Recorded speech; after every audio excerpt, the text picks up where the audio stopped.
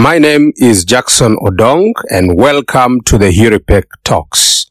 I work as a research associate at the Human Rights and Peace Center, and on today's episode titled Military Development Model from Combatants to Industrialists, we explore more about the military involvement in the industrialization process in Uganda with a focus on the National Enterprise Corporation, a business arm of Uganda's military.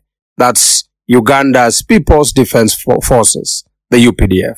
We examine the role of the military in the industrialization process and also reflect on the UPDF role in natural resources protection, with interest in forestry, fisheries, wildlife, and minerals. I'm joined today by Professor Ndebesa Mwabutsya, a senior lecturer of history and development studies at Makerere University.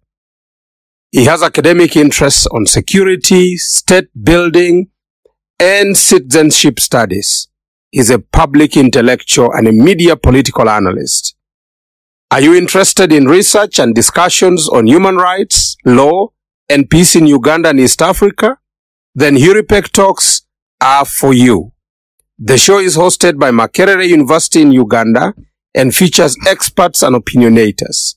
Remember to like, subscribe, and turn on notifications to stay in the loop with the latest research and discussions. To begin with, Prof, can you give a brief context of military involvement in the economy in Uganda? Thank you. Military involvement in the economy in Uganda is not unique.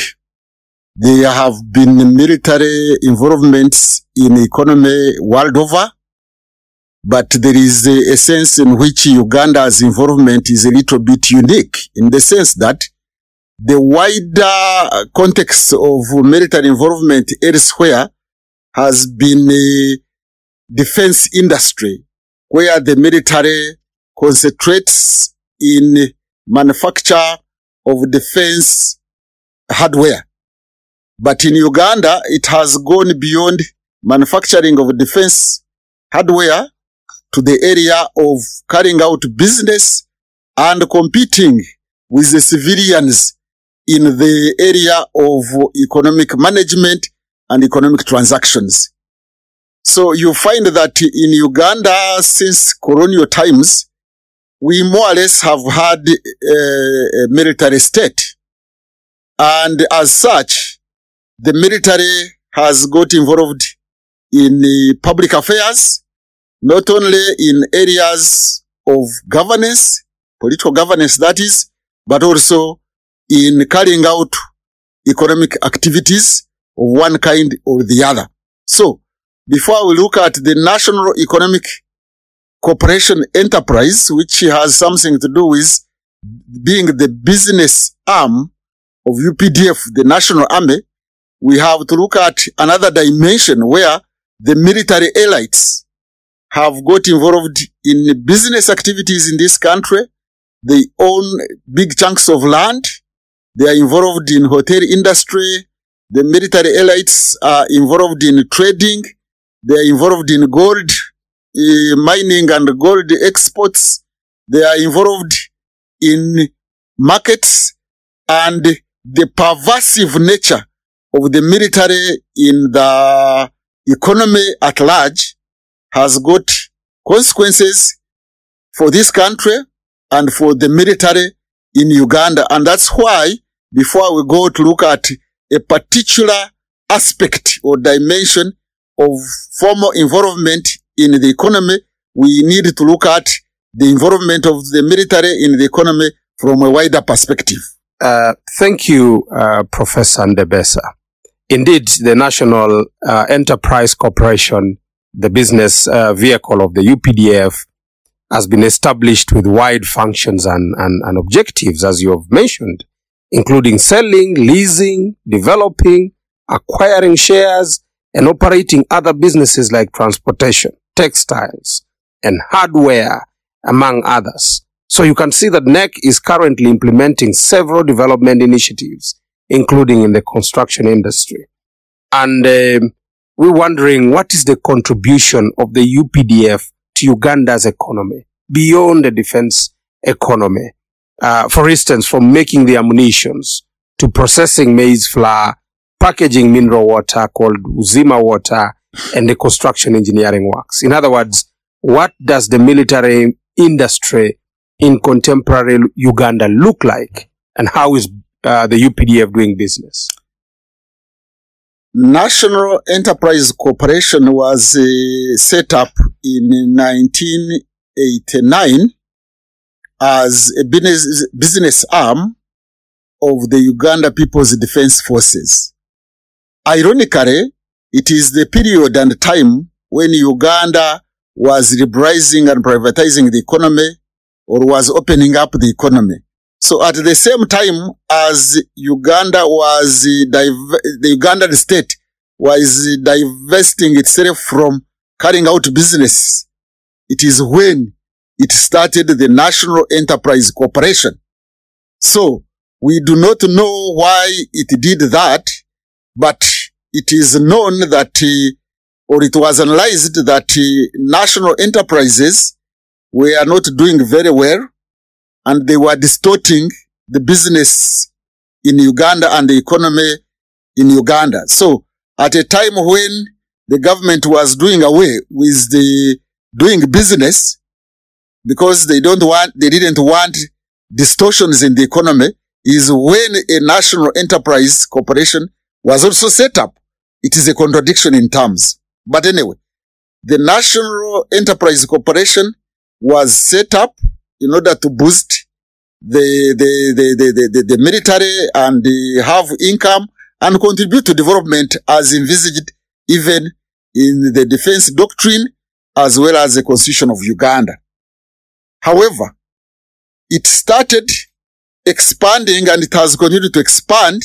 It started with the manufacturing military hardware, but where it has gone now, it has expanded into stores, it has expanded into agriculture, animal husbandry, it has gone into other areas like providing private services, which might contradict the aim of a defense organization like UPDF, because we expect, or the Ugandans expect, that the public goods like private security services should be provided by the state. But now you see the state involving a private company, again owned by the military. But besides NEC as a formal enterprise of the military, we find the military getting involved in other activities beyond those ones of NEC. They are involved. And before we look at those other activities, in your view, is NEC profitable? Is the National Enterprise Corporation profitable? Evidence has it that it is not profitable. It is making losses in spite of more funds being provided to this National Enterprise Corporation.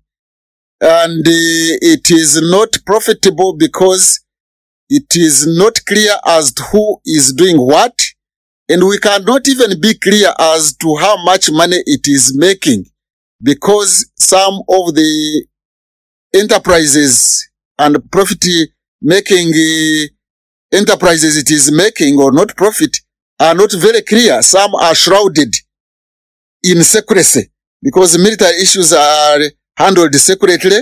Some of the activities are not clearly audited because the civilian auditor general is not supposed to audit certain aspects of the military, and at times the military expenditure are supposed to be secret and therefore not properly audited. So accountability of National Enterprise Corporation is not clear as to whether it should be responsible and accountable to the civilian authority as envisaged in the Constitution, or some of the aspects are circumscribed, and that is where we cannot be very sure about the profitability of this enterprise. Interesting.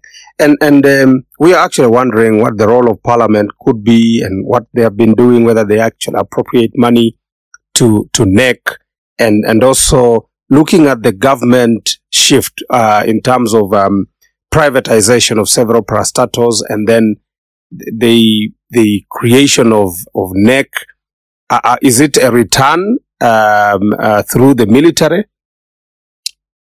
You see, the question of a military outfit having business is not a very clear-cut enterprise. We are not even very sure whether the money that goes into NEC is directly from the NEC budget, or there is some money that comes directly as military budget. By the way, NEC does not carry out businesses only in Uganda. It has got a construction arm which actually carries out construction in Somalia. And we do not know who buys the hardware that they use in construction in Somalia and who earns what. And I don't know whether the Auditor General has the mandate to audit businesses of NEC that are carried outside outside the country.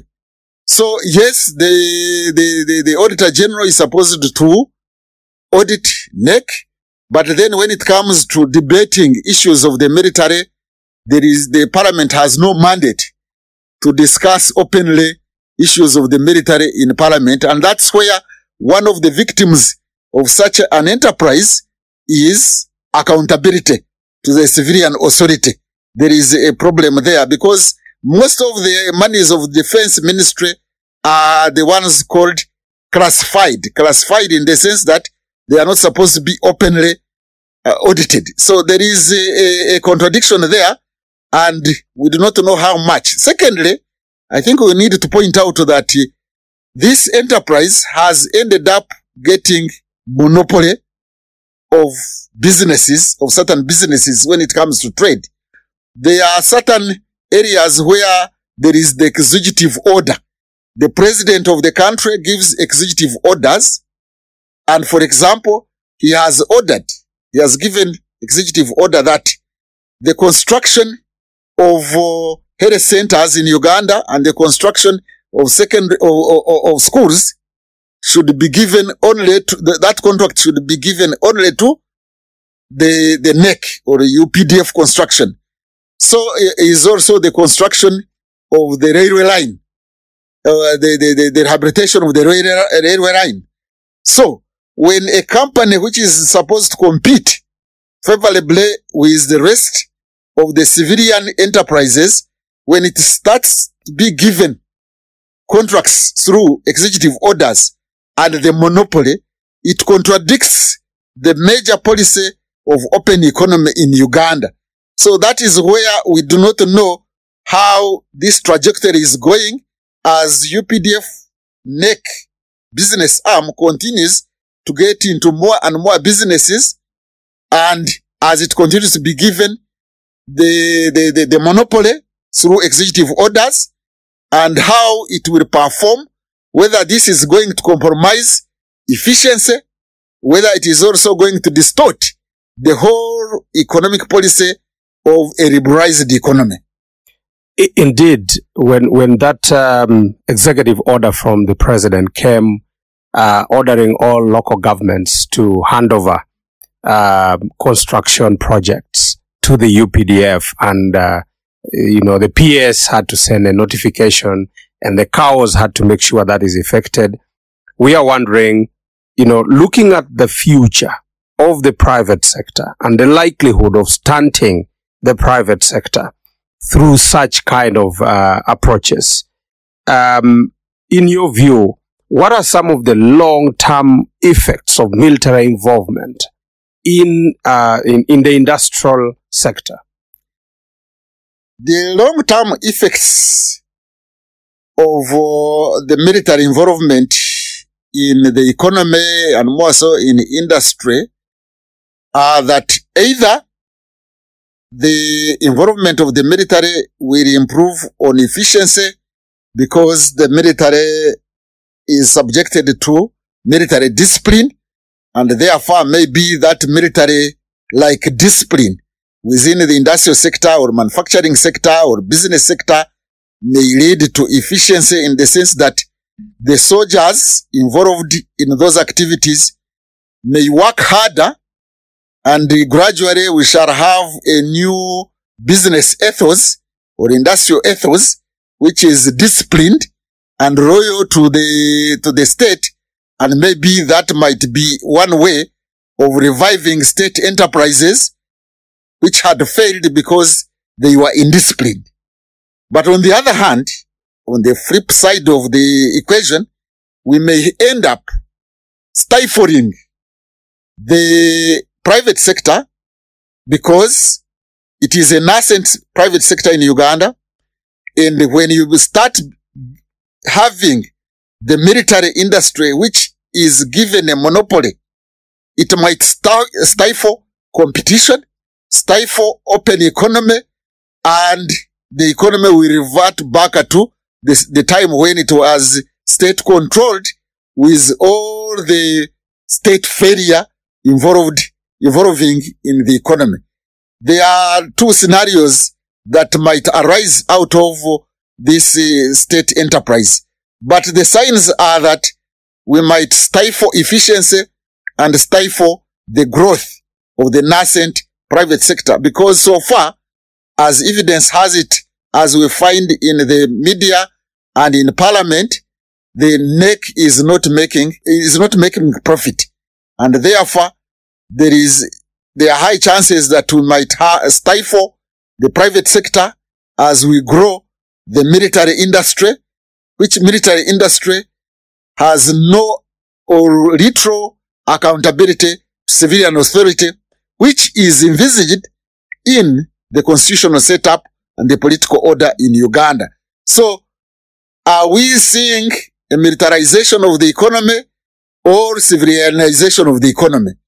Are we seeing a situation where Uganda may also look like what happened in some of these states that have embedded the military economy into the civilian economy, like in Sudan, in Egypt, in Pakistan, in Miami, and these other countries? Because these are examples of countries which have embedded their military involvement in the economy by way of doing business and trading, whereas other countries like USA or Israel, for them, the military concentrates on the defense industry.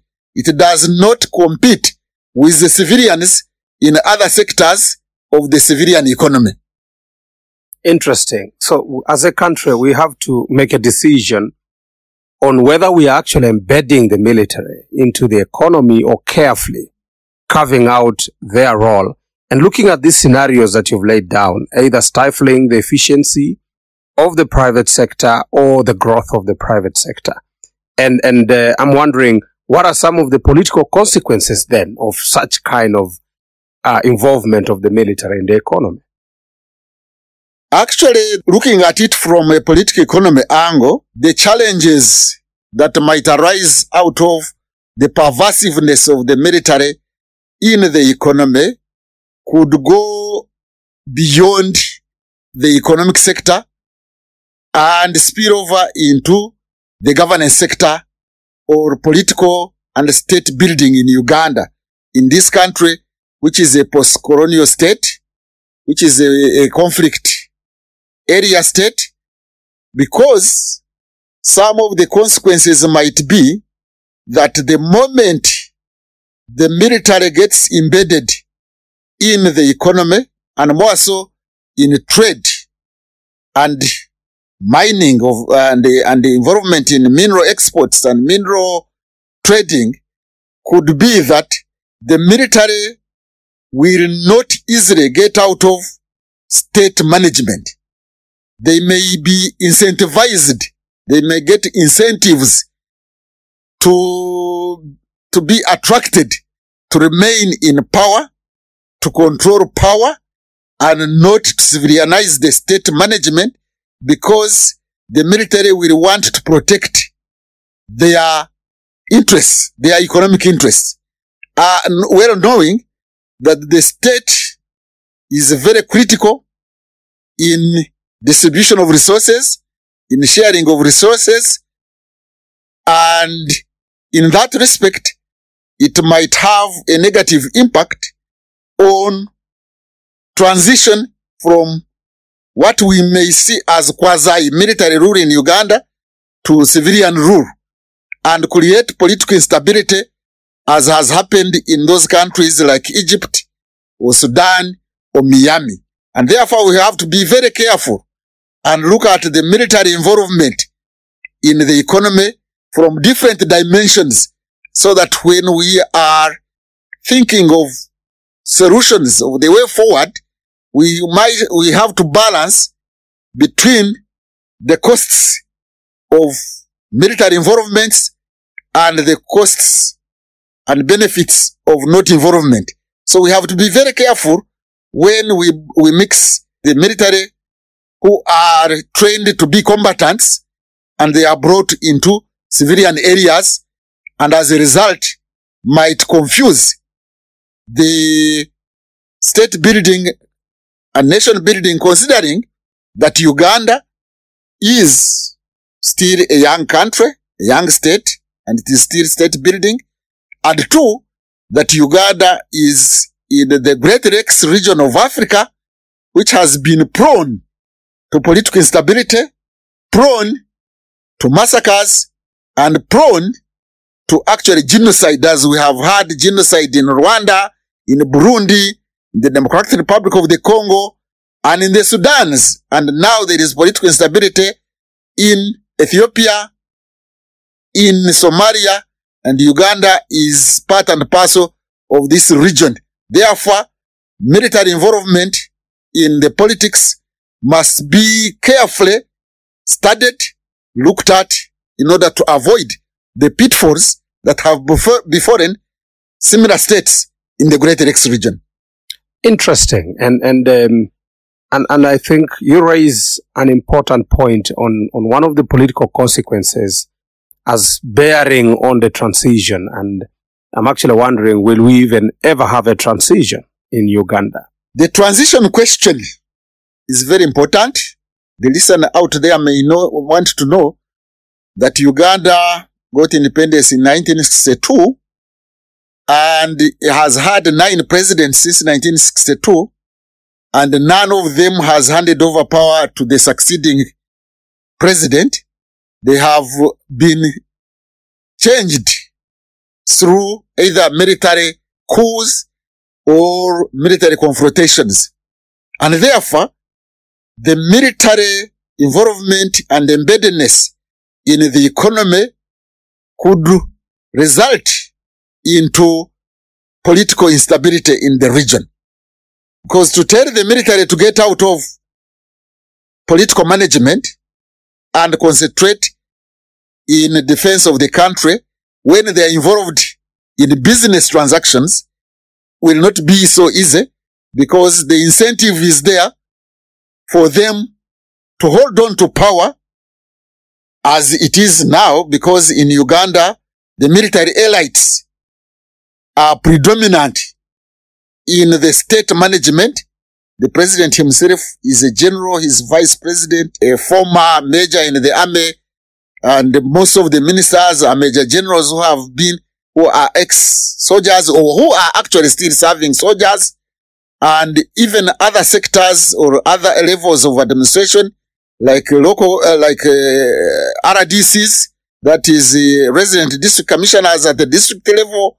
Most of them or some of them are military people, and the military has gone beyond merely involved in business enterprises to management of society.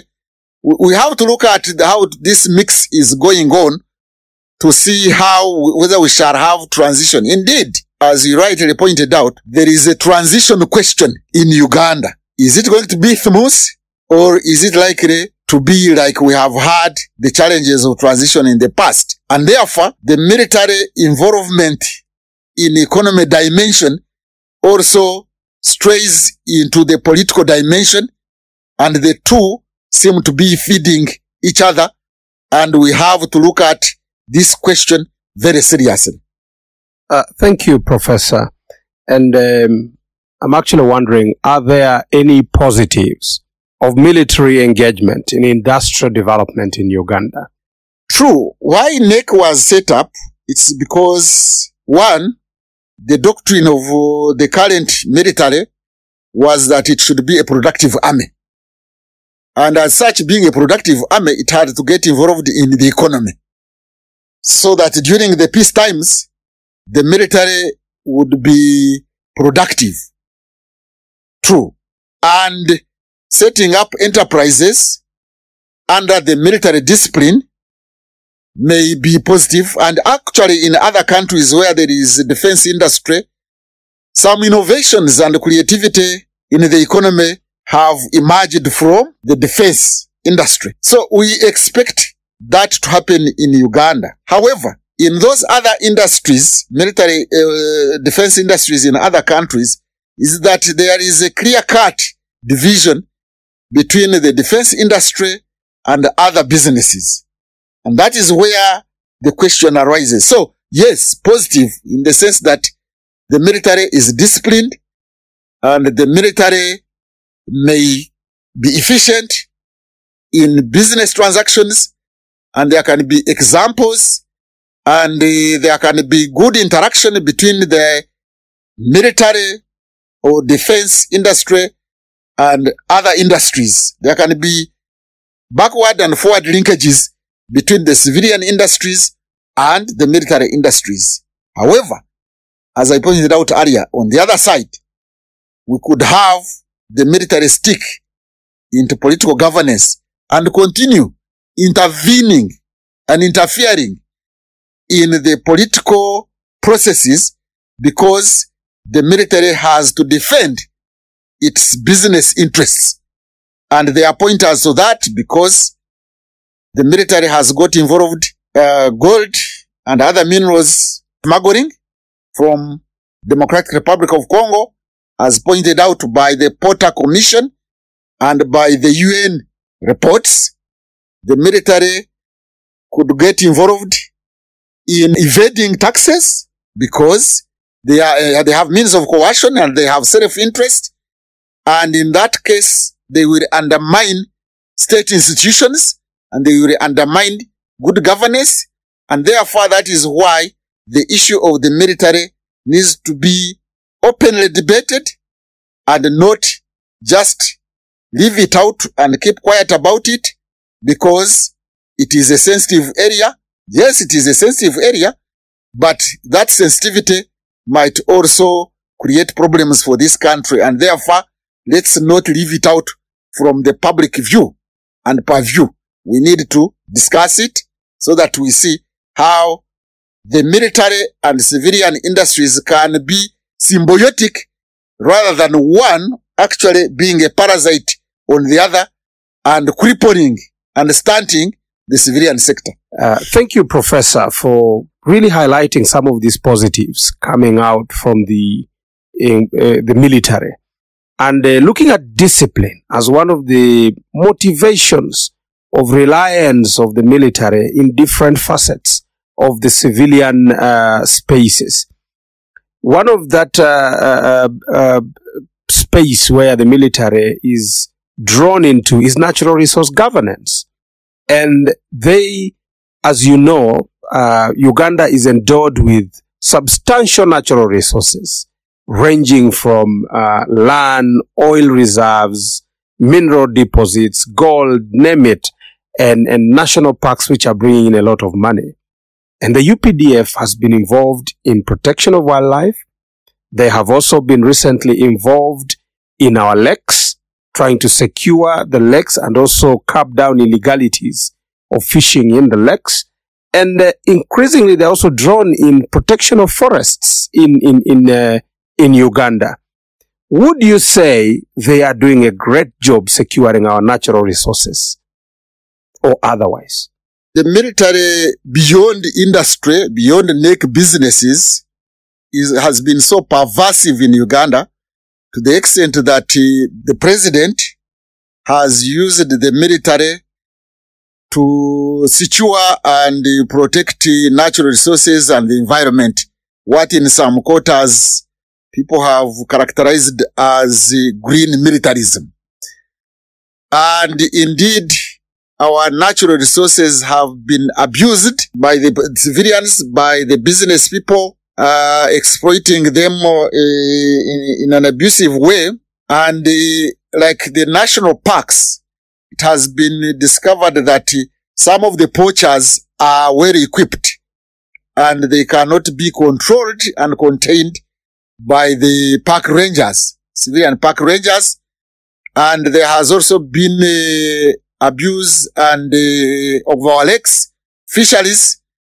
And the president has come in to bring the military to protect some of these sectors. However, the military starts by doing a good job because they are under military discipline and they can force the people who are involved in illegal fishing or illegal poaching or illegal lumbering and bring them down.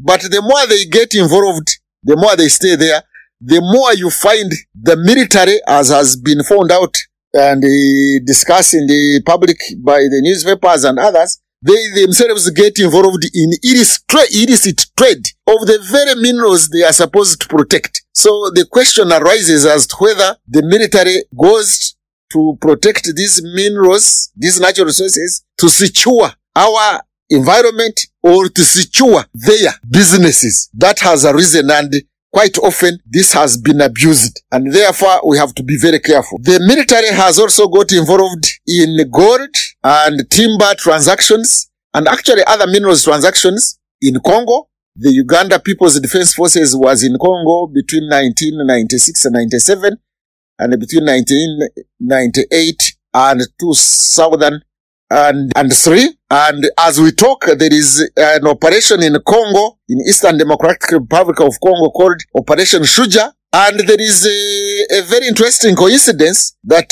when this Operation Shuja took place is at the same time when the gold exports from Uganda shot up, which gives the impression that the military gets involved in gold trade and other minerals trade. It also gets involved in contracts. There is a lot of military networks, informal military networks, not necessarily the formal one like NEC, but informal military networks between the military elites and some business companies in Uganda and business companies in Congo and business companies within the region.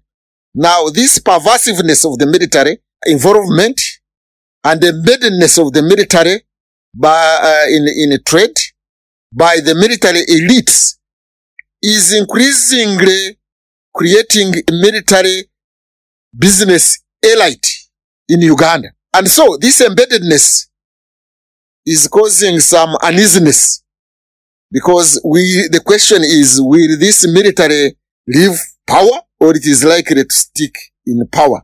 Secondly, isn't it going to increase illicit trade, considering that the Uganda Revenue Authority has also complained about some military people escorting contraband goods within the country? And recently, the leader of opposition in parliament was also complaining about the military getting involved in illegal fishing on Uganda lakes. So, at this rate, when there are some uneasiness and complaints about the military getting involved in land grabbing, the military getting involved in gold mining and gold exports, and being so pervasive both in politics and economy. Where is it taking Uganda? Those are the questions that we may ask.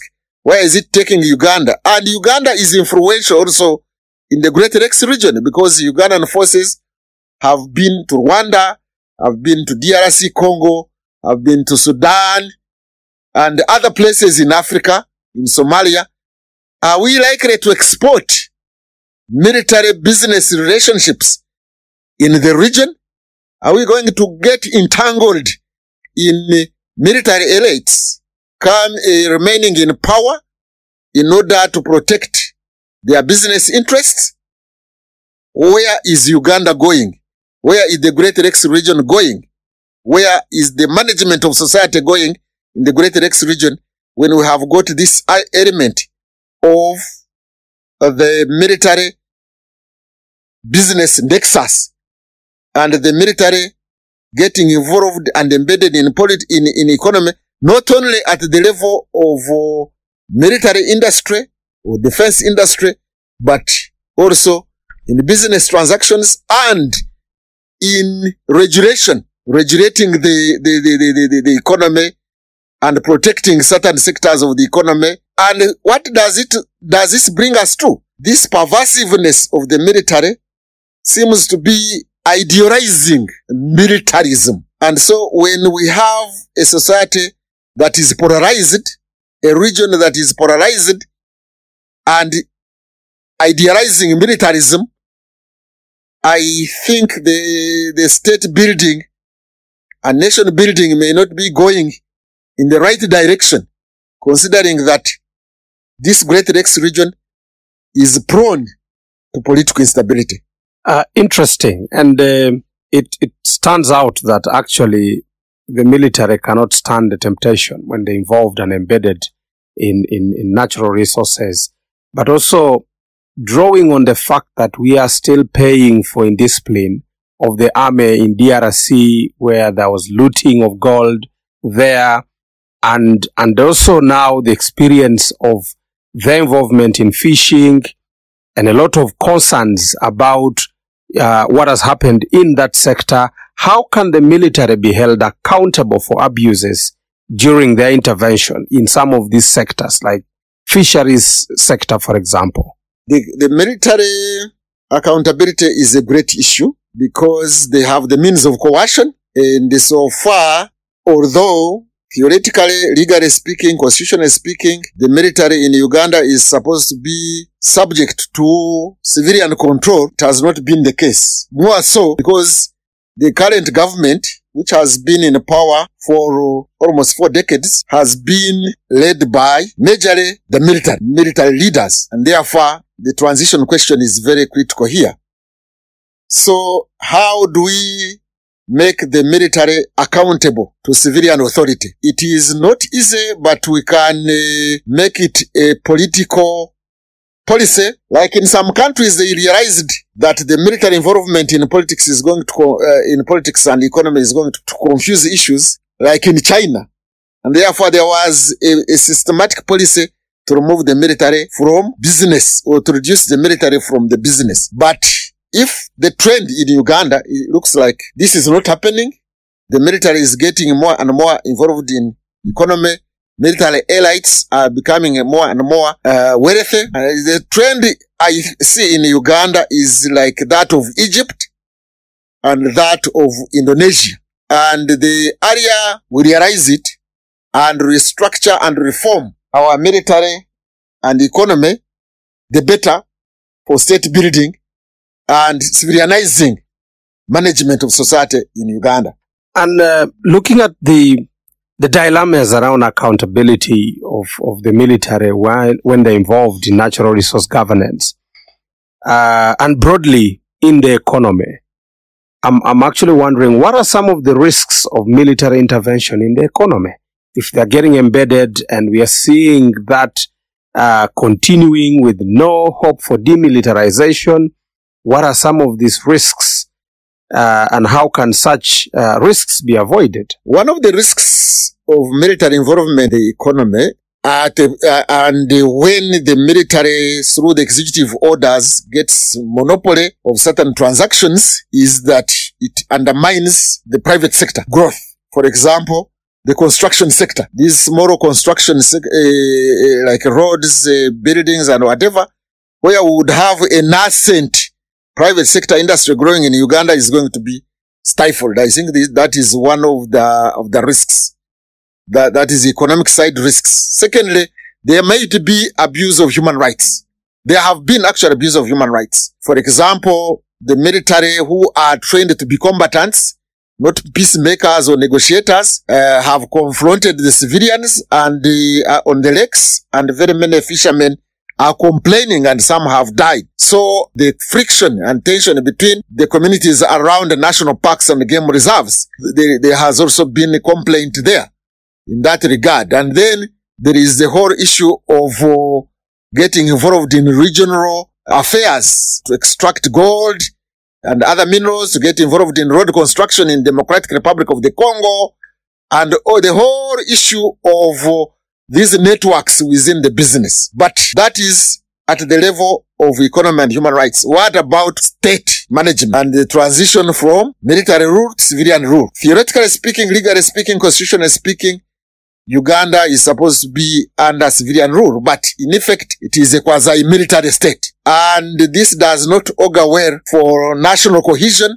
national integration, human rights observance, and what have you. So, the overbearing nature of the military into politics is going to risk increasing military dominance, and one of the victims is going to be political accountability. We are going to miss out on political accountability and therefore state building. That is one challenge, that the military is likely to be incentivized and motivated to remain in politics, and we shall follow the trend of Egypt or Sudan or Miami or Pakistan. I think that those are some of the risks that arise out of pervasiveness of the military into the economy.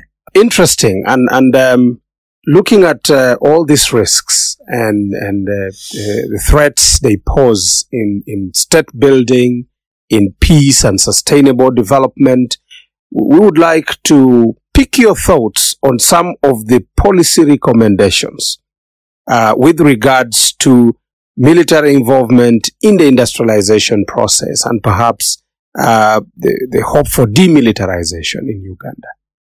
Thank you. I think there is need for policy review and constitutional review and legal review to bring the military under proper civilian control. There is need for change of heart so that the review will put in place clear designs as to how military economic activities or trade activities will be held accountable by the Parliament of Uganda, by civilian authority. But two, the policies should dissuade the president from giving executive orders of creating a monopoly of the military in certain sectors like construction that is ongoing, because it seems as if there is no debate about the military monopoly in this sector, because these executive orders have continued unabated. The most recent actually is even, although it is slightly not the military, is giving even the monopoly of government broadcasters or government media in respect of government tenders and contracts and advertisement. So we should be dissuaded from this monopoly through executive orders. Otherwise, it will distort the economy. We were running away from economic and business distortions when the country opened up the economy. Now we are slowly going back to these economic distortions by giving the military monopoly in tenders, contracts, and what have you. But another recommendation, policy recommendation, is that we must be seen to be transiting from civilianizing public affairs. No, we should be transiting from militarizing public affairs to civilianizing public affairs, having in mind the background that pervasiveness of the military into the economy and public affairs generally creates political instability, where the military gets incentivized and attracted not to leave power and even to continue intervening in political affairs. And we know that the trend of civilization would be civilianize management of public affairs rather than entrenching, militarizing the management of public affairs. The military can continue to get involved in regulating natural resources management, but they should be under civilian control and civilian police.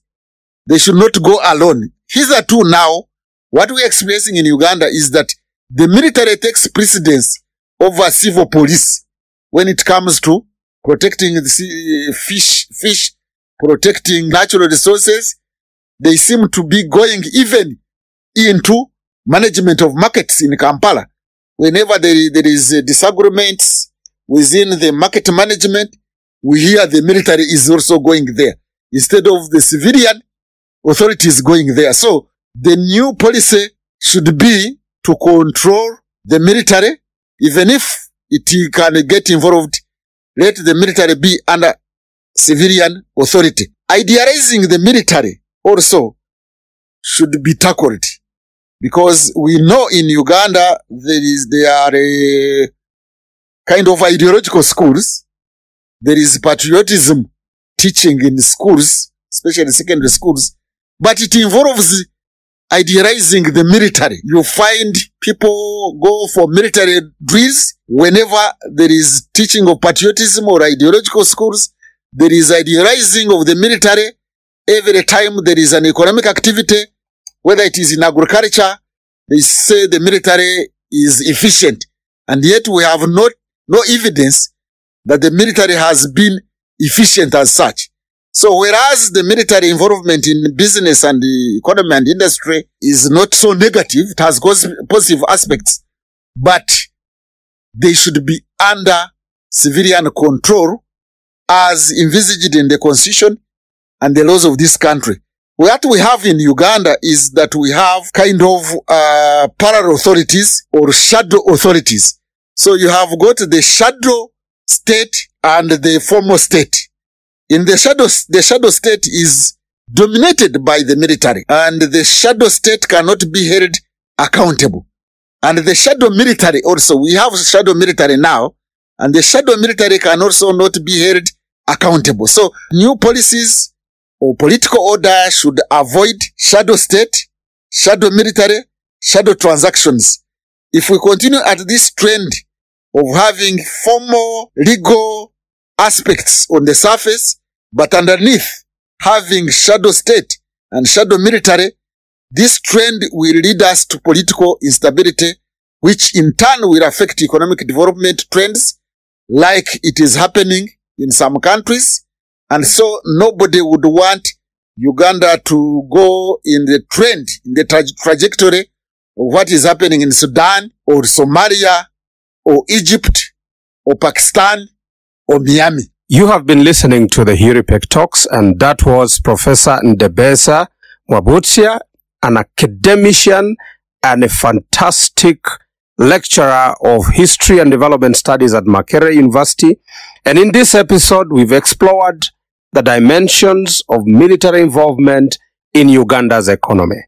We've reflected on the impact it has on the transition question, and we have also discussed the use of the army in natural resource governance and the creation of a military business elites community in Uganda, and the pervasiveness of military involvement in protection of resources. We've understood the risks involved in use of the military in development and the need for policy review, legal review, and different reforms. We request you to join us again in the next episode as we explore further the role of the UPDF in Eastern and Horn of Africa and beyond. I remain your host, Jackson Odong, a research associate at Huripec. Thank you. Makerere, Makerere, we build for the future, the great Makerere. Great, great and mighty, the walls around thee. Great, great and mighty, the gates beside thee. Great, great and mighty, the walls